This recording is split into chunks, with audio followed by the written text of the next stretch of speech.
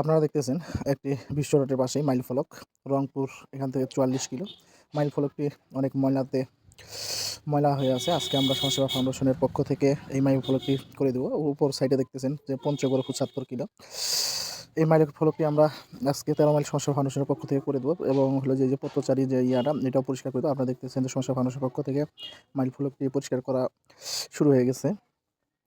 পরিষ্কার করার পরে কত সুন্দর দেখাবে আপনারা সেটি দেখবেন।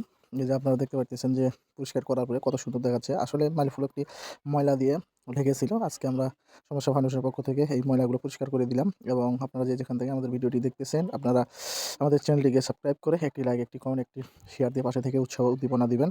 সেই সাথে আপনারা আমাদের আপনার এলাকায় যদি এরকম কোনো সমাজসেবার কাজ থাকে আপনারা বলবেন, আমরা সেখানে গিয়ে করে দেবো। আপনারা দেখতে পাচ্ছেন পথচারী যে পারাপারের যে সাইনবোর্ডটি সেটিও পরিষ্কার করে দেওয়া হচ্ছে।